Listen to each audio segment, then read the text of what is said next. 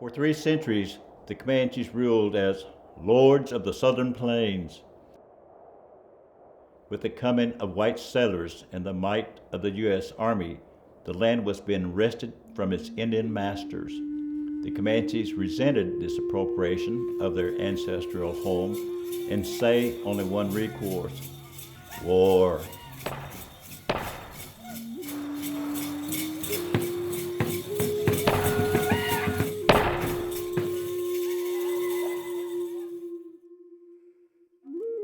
In 1836, during a Comanche raid on Fort Parker, Texas, 9-year-old Cynthia Parker was captured. She grew up among the Comanches, whom she learned to love dearly. Ultimately, she married famed Comanche chief Peter Nocona, for whom she bore 3 children. Quanah was born to the couple in 1845 and was the only one of the 3 children to survive.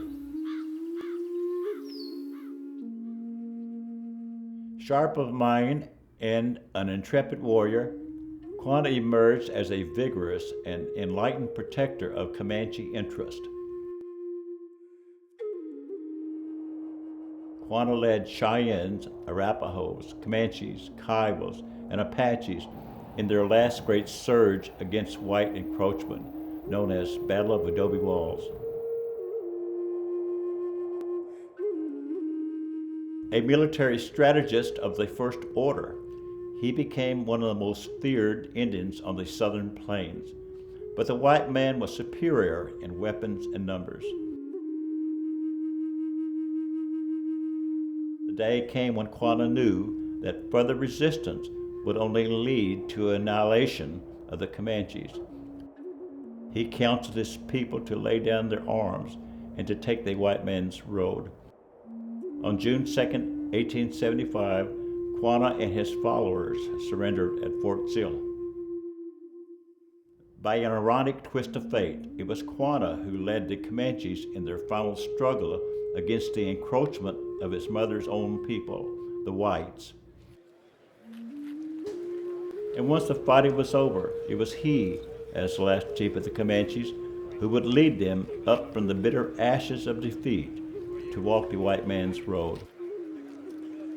Quanah dedicated himself to the strenuous task of guiding the Comanches into civilization. Courageous and strong-willed, he was also a natural diplomat, traveling numerous times to Washington, D.C. to represent the Comanches. He was a familiar figure in Congress. He became a successful farmer, a rancher, and a major stockholder in the Quanah, Acme, and Pacific Railway.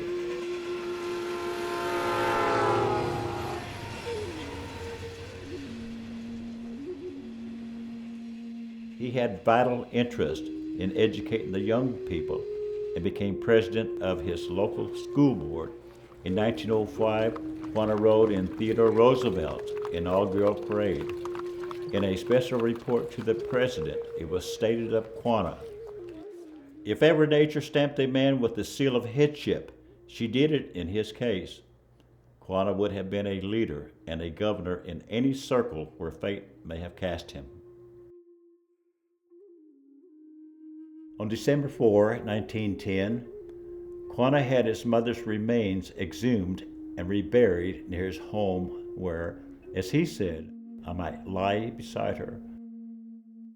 At Quanah's request, Congress erected a monument at her gravesite. 3 months after her reburial, Chief Quanah died on February 23, 1911. Quanah, who was responsible for the Comanche's transition onto the white man's road, and who perhaps did more than any other man to reconcile these 2 great races, was mourned by whites and Indians alike. Approximately 1,500 people formed a funeral procession over 2 miles long.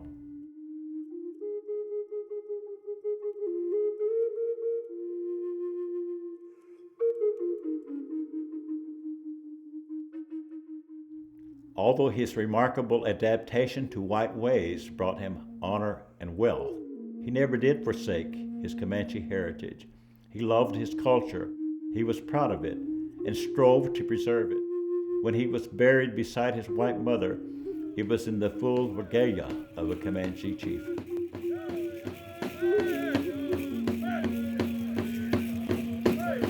Quanah had 7 Comanche wives and begat 24 children. Every year, the descendants of Quanah and the Parker relatives of Texas gathered to honor the memory of Cynthia Ann and her remarkable son, Quanah Parker, last chief of the Comanches.